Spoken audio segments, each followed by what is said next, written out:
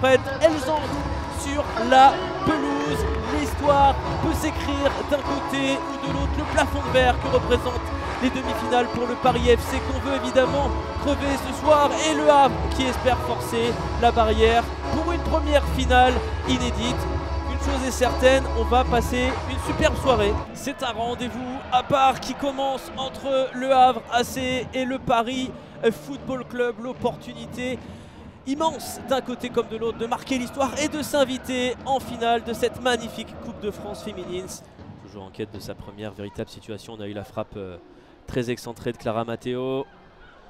Il va y avoir un petit contact à l'entrée de la surface, elle l'a vu Madame Rochebillière, le coup de sifflet.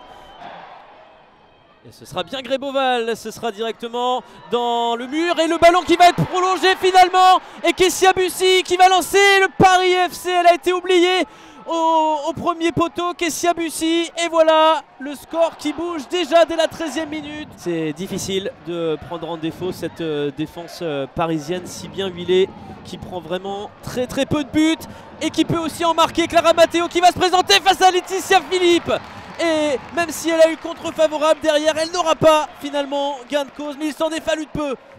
Et Avrez sur le côté droit, Ikram Adjabi en puissance là pour poser des problèmes.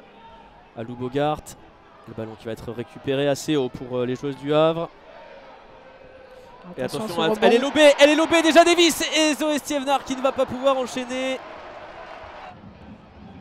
Elle joue pas à leurs mains, les Parisiennes. Le ballon qui est récupéré par Ikram Adjabi qui envoie une superbe frappe sur la barre transversale, et derrière Chiamaka Nnadozie qui va pouvoir récupérer ce ballon. Quelle inspiration d'Ikram Adjabi, ça se rapproche pour le Havre.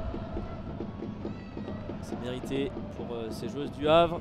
Gaëtan Tiné dans la surface de réparation au duel. Gaëtan Tiné qui va pouvoir envoyer une frappe. Gaëtan Tiné qui vise sa première finale de Coupe de France féminine et qui prend ses responsabilités à la 33e minute. Et le break, le voilà, le break pour le Paris FC. Et ça vient des pieds évidemment de Gaëtan Tiné. Et l'appel qui peut être gagnant de la part de Kessia Bussy. Il faut venir se replacer parce que Melwen Ndongala qui propose là de son côté l'arrêt de Laetitia Philippe. C'est peut-être pas terminé. Ndongala de la tête qui ne va pas cadrer. Et nouvelle alerte sur les cages de l'ancienne Montpelliéraine. Là c'est allé à 2000 à l'heure avec Kessia Bussy. Le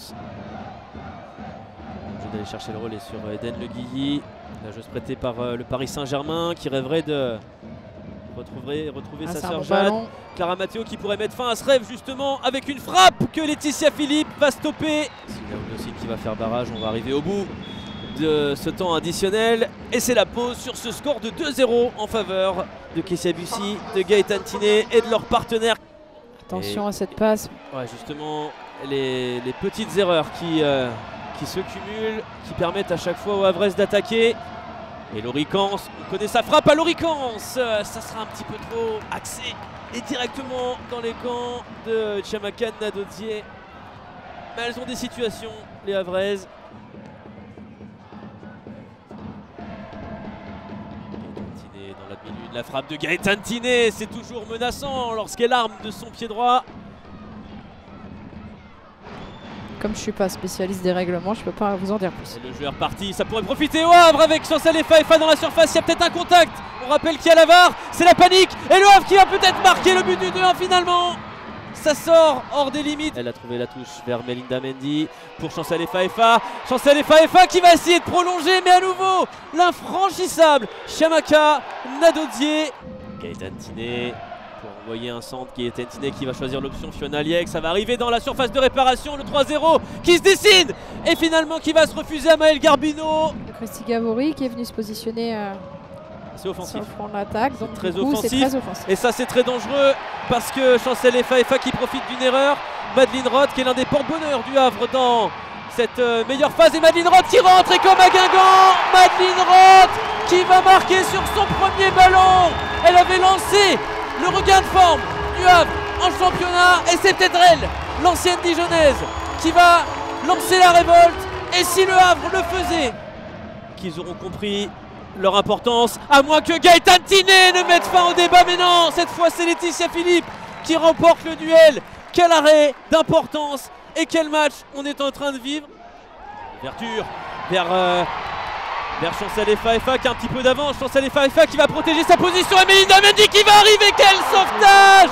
Quel sauvetage dans la surface de réparation signé Fiona Liègre qui prive le Havre du but du 2 partout. C'était l'occasion rêvée. On va arriver au bout du temps additionnel. Est-ce qu'elle va être généreuse en rab, Madame l'arbitre, ou non? En tout cas, le Paris FC qui est tout proche.